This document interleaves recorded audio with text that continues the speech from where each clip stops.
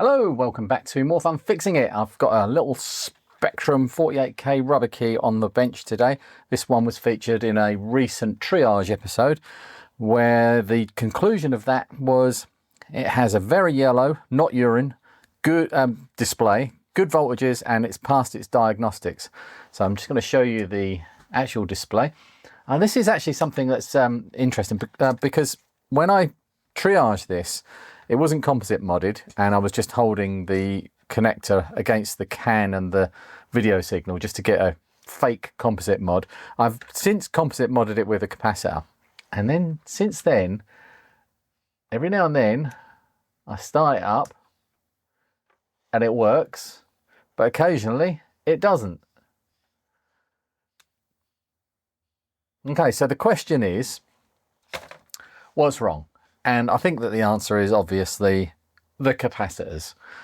So I want to know whether the yellow screen will disappear if we change the capacitors, and if the problems booting up will disappear as well. So that's the mission today. This one is just going to be a simple recap, but it's going to be interesting to see if a recap fixes both of those issues. So it's an issue 3B. I'm going to grab a map for that. Here we go. This is something I do on every time I do a capacitor replacement for a ZX Spectrum. I go to the Retrolium website, and Phil's very kindly shared a map for all of the different revision ZX Spectrums. So this is the issue 3B and 4A. They've got the capacitors in the same places, and it just shows you the orientation for the positive side, for the polarity, and it shows you all the positions and values. So it means that I don't have to do them one at a time. I can just desolder all of the points for the capacitors, take them all out, and then put them back in all in one go. It doesn't always work out as well as that, but that's the way I like to do it because it's just a bit quicker. I'm really excited to announce it's PCBWay's birthday. Yes, the sponsor of this video, the legends over at PCBWay, are turning 11 years old, and they're celebrating in style. You probably know them for their top-notch PCB fabrication and assembly services, but did you know they've also been supporting makers, modders and retro tech nerds like me for over a decade? And now they're giving you the presents with discounts, giveaways and birthday deals across all of their services. Do you need a PCB prototype in a hurry? Sorted. Spotted something cool in their shared project section? Go on, treat yourself. Got a 3D print your home setup can't handle? Well, they've got you covered in aluminium, stainless steel and even titanium. I mean, come on. Hit the link in the description and join the party. Happy birthday, PCBWay. Save me a slice of cake.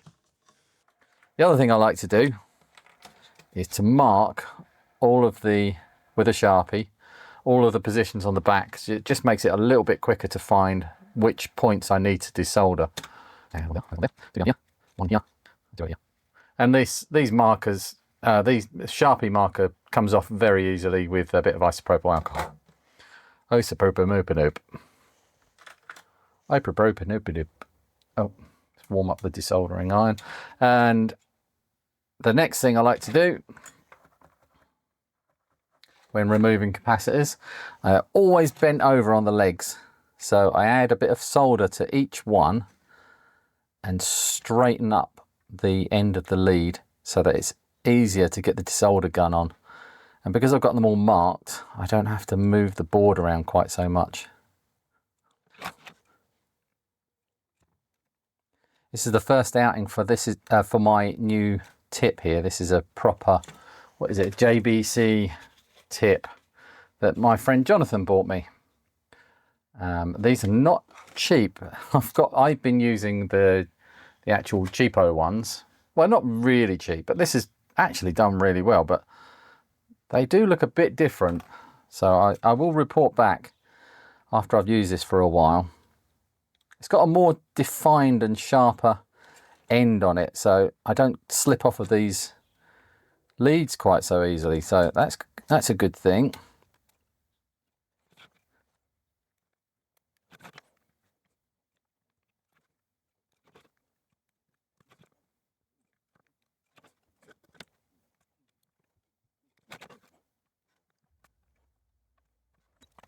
Right, now I can just desolder all of the points all in one go.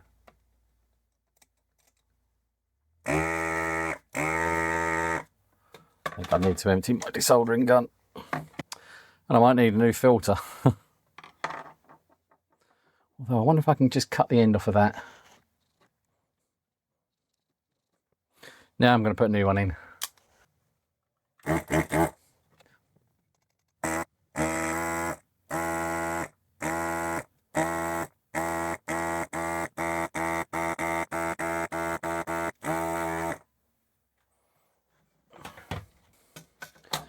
Right, hopefully I can just pop all of these out now.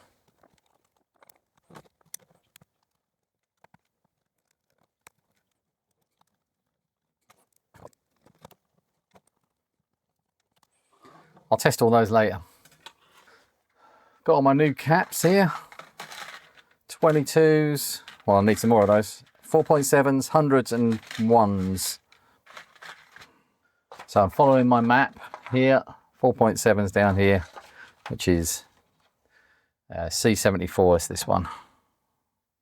And positives on the left.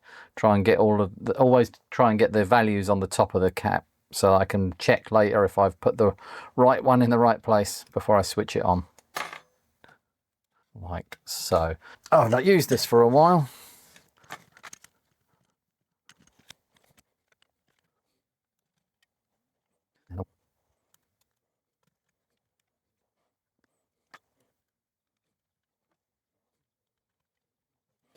That just leaves 22s. Nope, those are ones. There's 22s. And I've got 1, 2, 3, 4, 5, 6. Just enough. These are TAM branded capacitors, which I'm not sure if that's a good brand or not, but I guarantee they're better than the ones that Sinclair put in here 40 years ago. 43 years ago. Wow.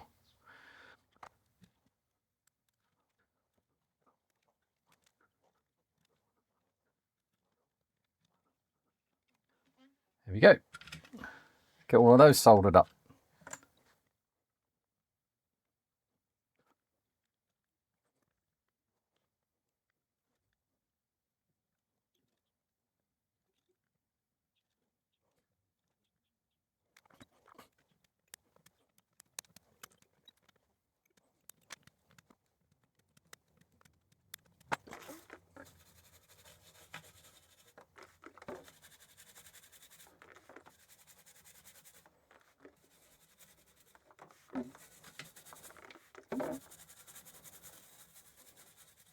Like it never happened.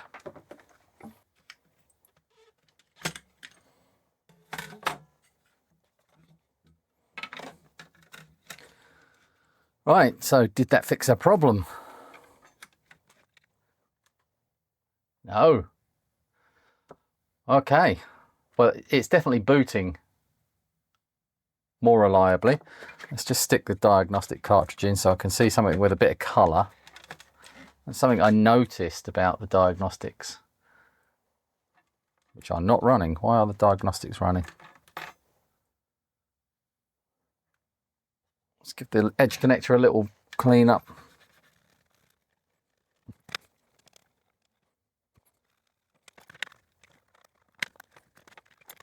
Right. Why have we got no diagnostics?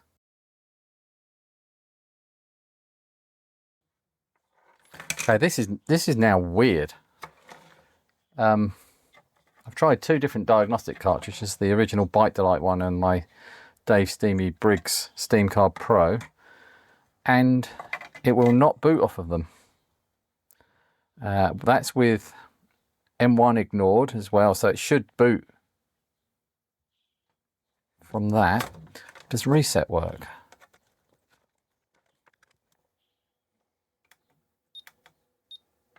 Oh, it works off of a reset.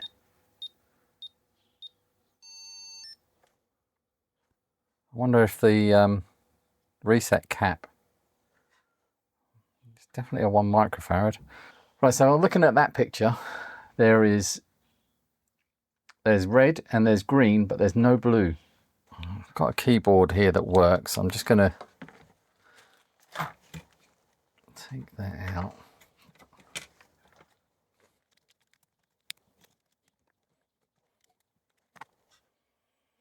And we'll do a border blue. Oh, all right. So border red works, and border green works, but cyan just looks green. Yellow, magenta, it's just going to look red because there's no blue. Right, so we are missing blue. Time to hit the schematics. This ULA is very hot. I left this on while I went and printed out some schematics, and it's at 75 degrees. It's almost too hot to touch. Also, the heatsink is quite warm. It's doing a lot of work. It's only pulling 550 milliamps. But yeah, this ULA is not long of this world. I've got a feeling that that's the problem. But let's try and have a little scope around first before I discount anything. Well,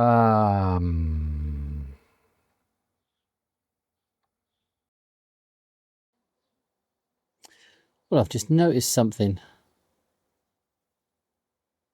TR2 is a totally different type of transistor. That one there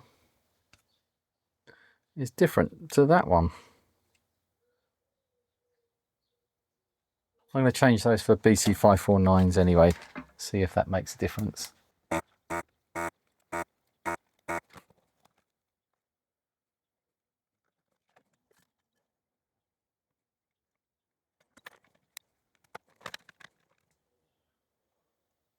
It's brighter. Now it looks like urine. I think the ULA is the next thing I'll try before I get too deep into the schematics. So I have changed the ULA just to rule that out. It's better to rule out the simple things before you start melting stuff on a board. So this is what happens with a -7 ULA, known good, latest version of the ULA that existed, and the one that works with every revision of board. It's still yellow. So let's put the other one back in. Check that it still works. That it's the right way up.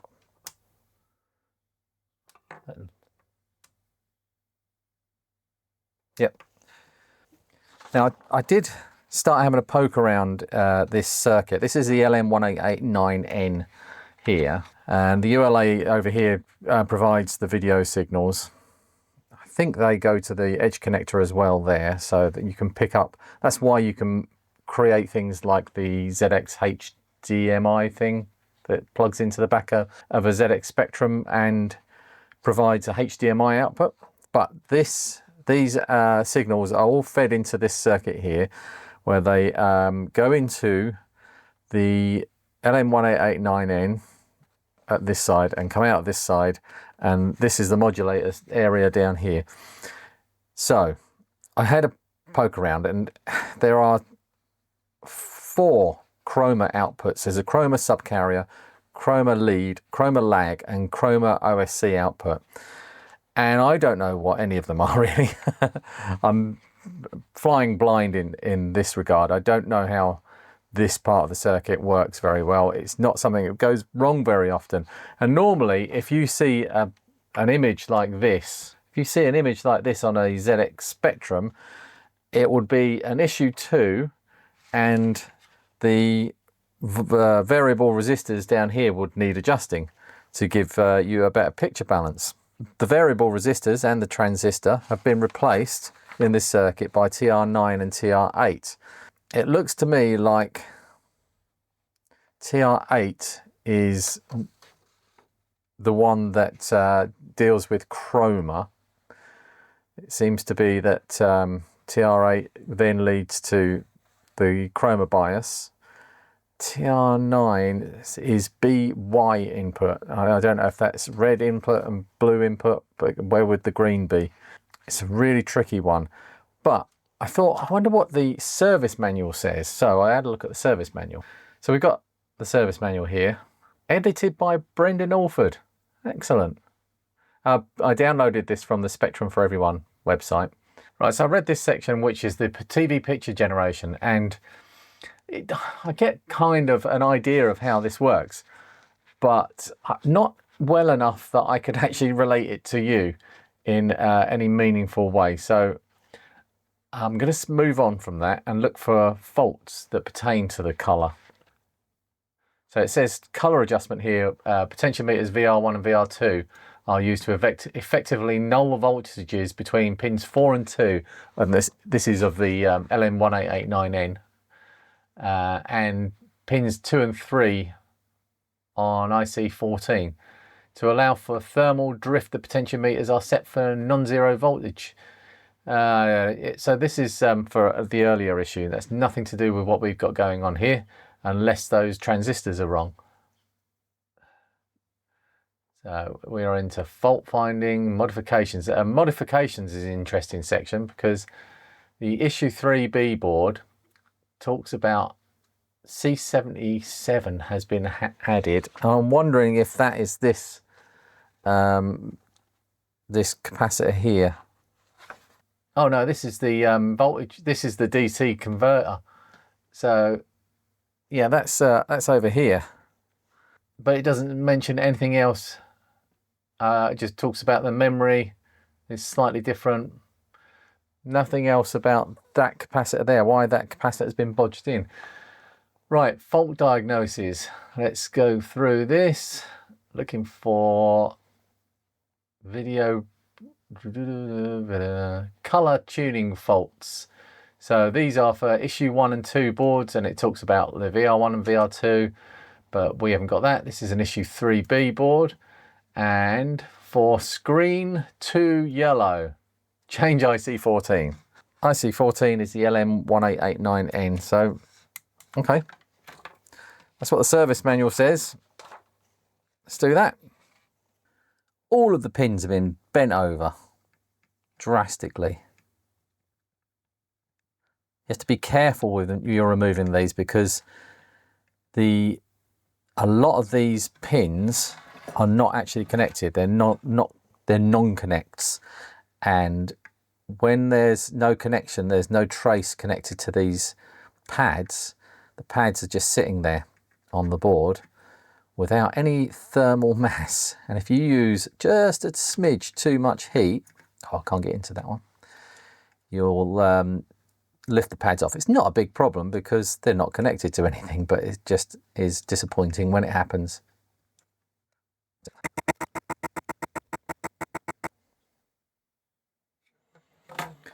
I'm going to have to lift that capacitor off of there now.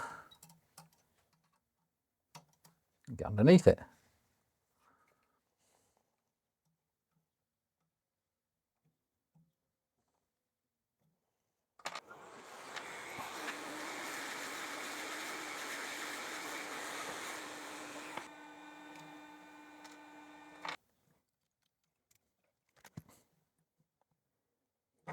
I'm going to have to move the capacitor to the underside of the board, but I'm going to try it without that capacitor first on a new LM1889N, so I'm just curious what that does.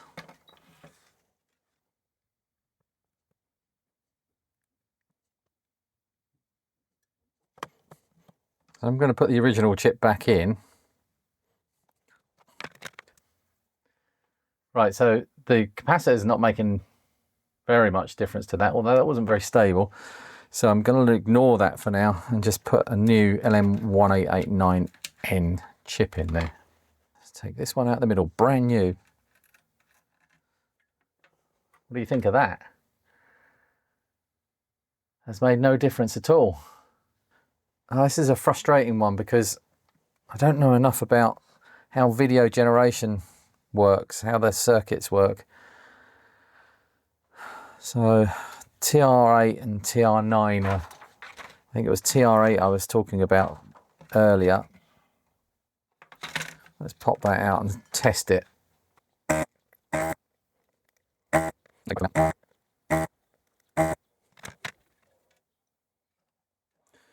That's one of them.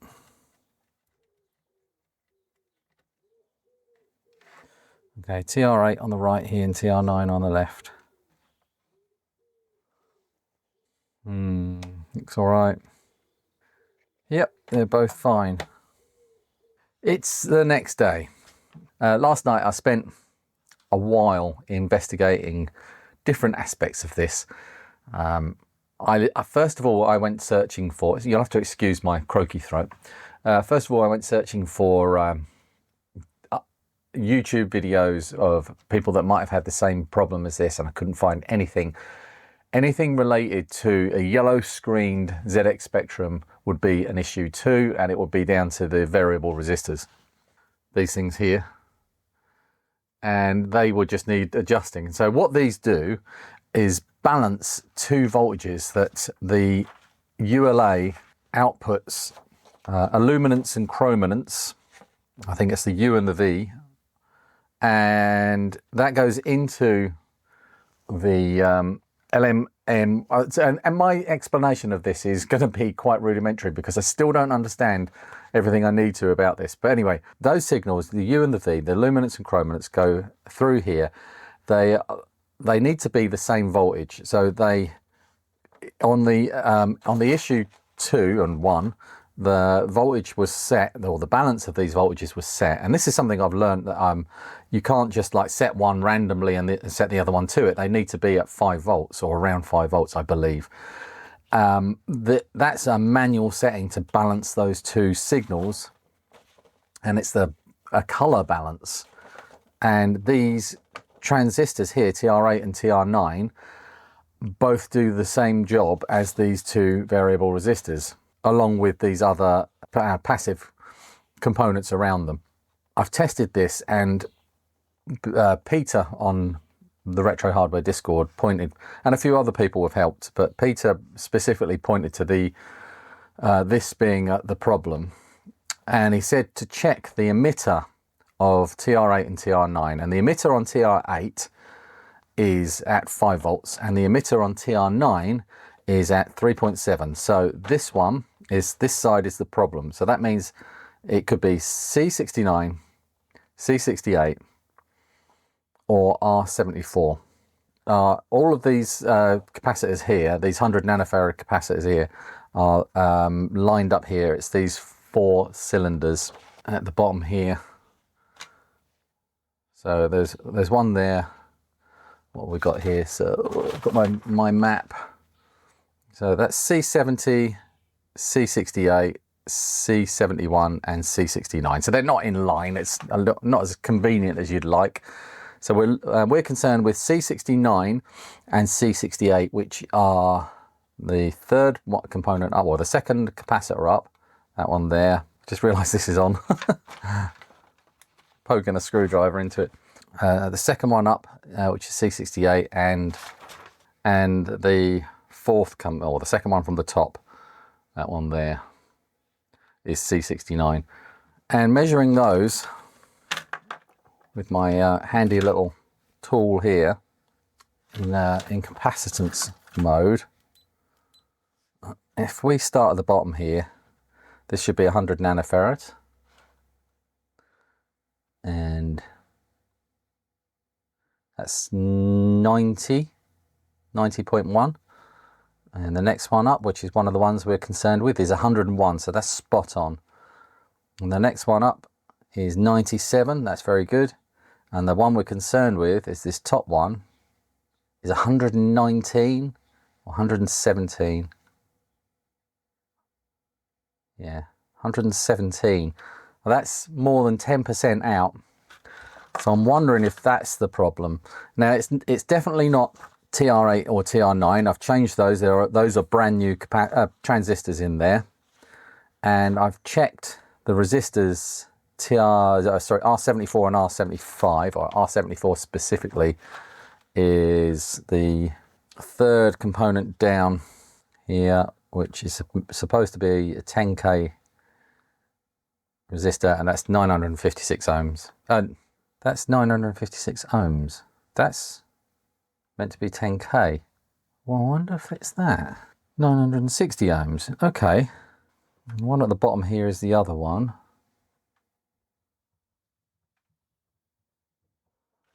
Okay, they're marked as 10k resistors on this schematic here, but they're only 1k's. But I'm guessing that's probably an upgraded later revision, and that as long as they're both the same, that should be okay. And they are reading close to what they're supposed to be. But it's also possible that the schematic is wrong, because there are loads of errors on these. So anyway, the main suspect is C69, which is reading 3.7 volts on this side. So the left side of C69, 3.7 volts, and that's okay. And its twin is C71, which is 5 volts. So I'm gonna pop that out and see if that's the problem. I don't think it is. I'm very skeptical.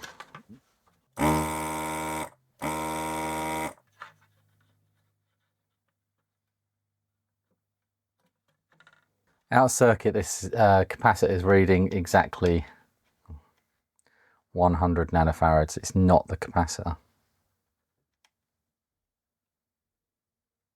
Yep, it's not that. So what does it do if I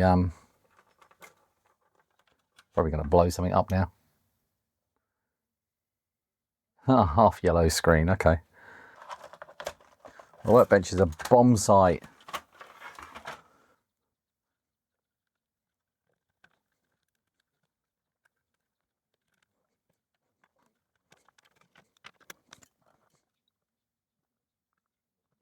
Right, so I'm back to the drawing board now, so I'm going to poke some more until I find something.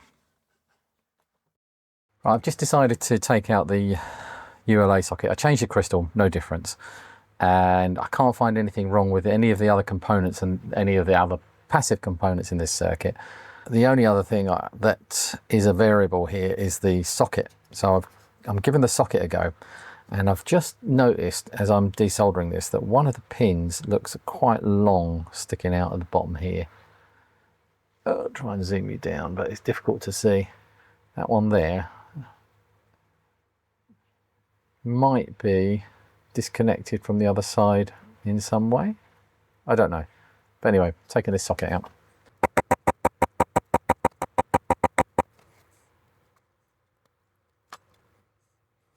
While I'm in here, I'm going to give this a really good inspection to make sure there's no broken traces.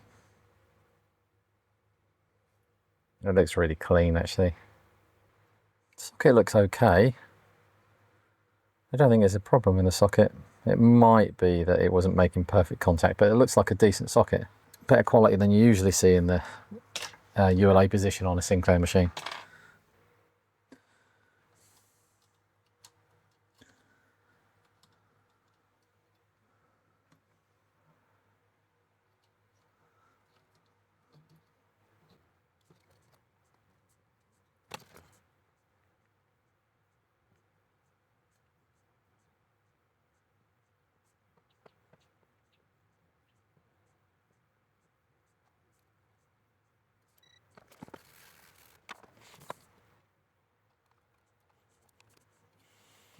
It's a nice fit.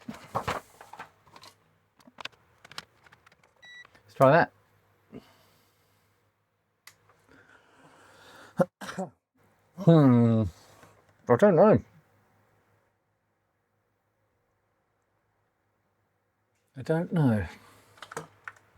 Okay, the next thing I'm going to do is have a clear up, get rid of some of this stuff, and then I'm going to connect these up to my bench oscilloscope, and I'm going to probe for differences starting from the video outputs, which I've,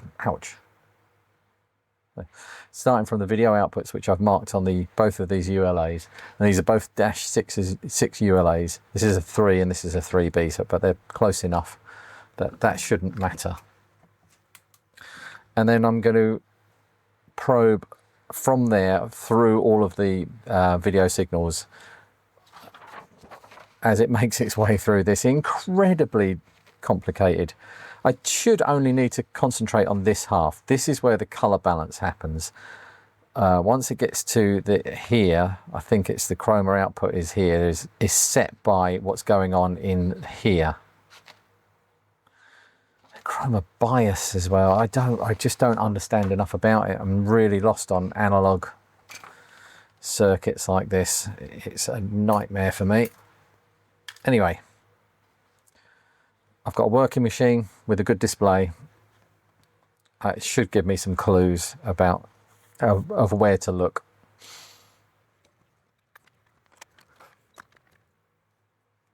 Ooh.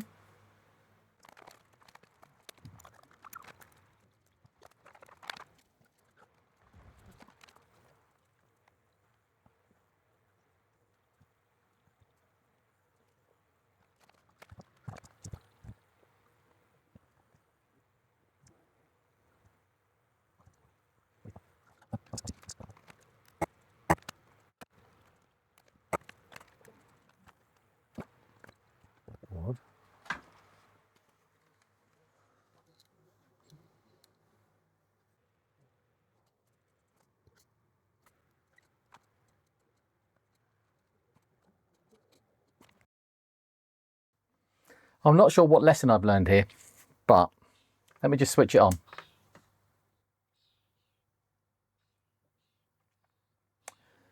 It's working.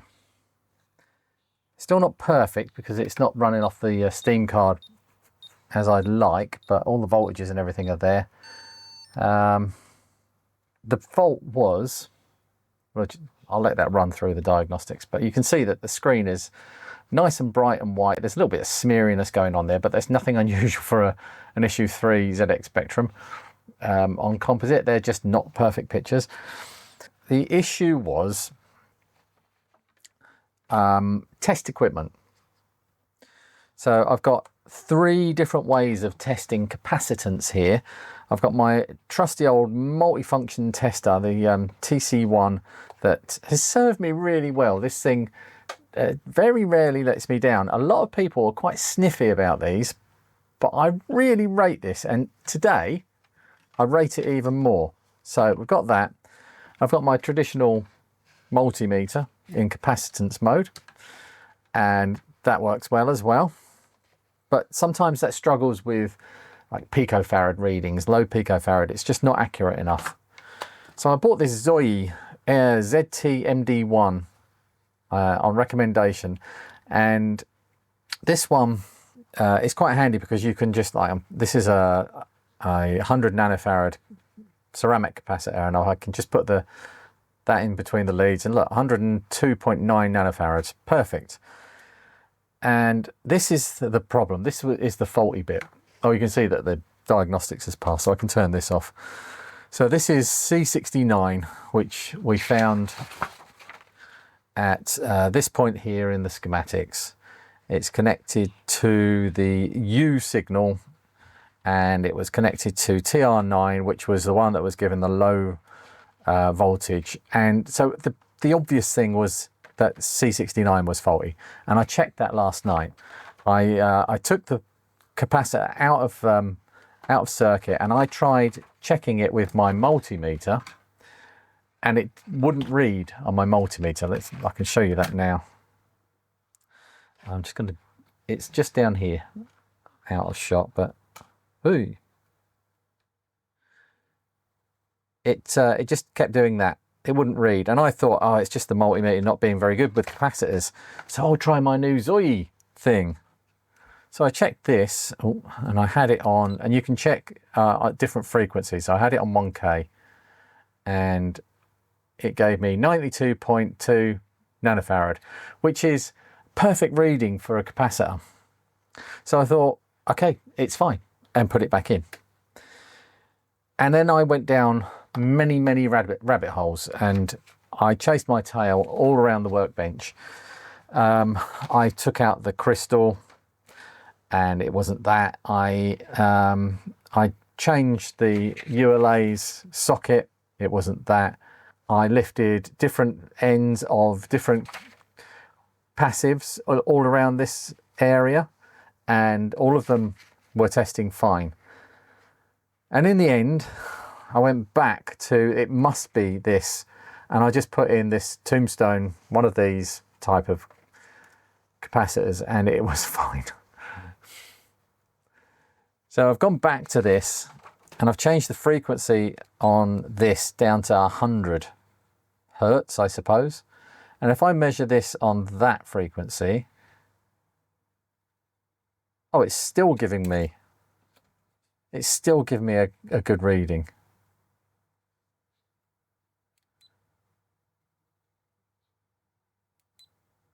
$10K. It still thinks it's a good capacitor. So I can't trust this now. But if I put this in here,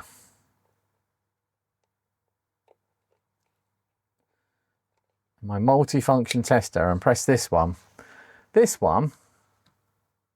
no unknown or damaged part, pretty much agrees with this. This couldn't find it, and this can't get a reading off it. This must just be too good at getting capacitance readings, and that has actually caught me out on this occasion. I still have a slight problem with the reset circuit. I don't think that that's working as it should be. So but that's a minor thing. I'm pretty sure I can sort that out. It probably just needs might need that capacitor might not be any good that I've put in there. Could be. But everything else is good. The RAM is all testing good. The voltages are all as they should be, and the machine works.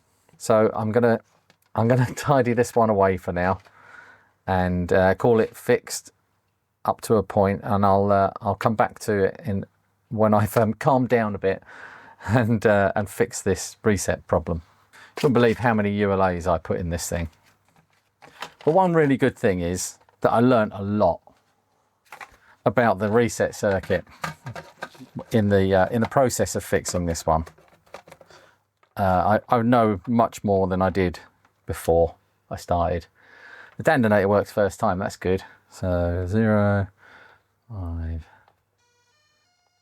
yeah. I barely see that. I've set my keys. No idea what that one. I'm playing instinctive.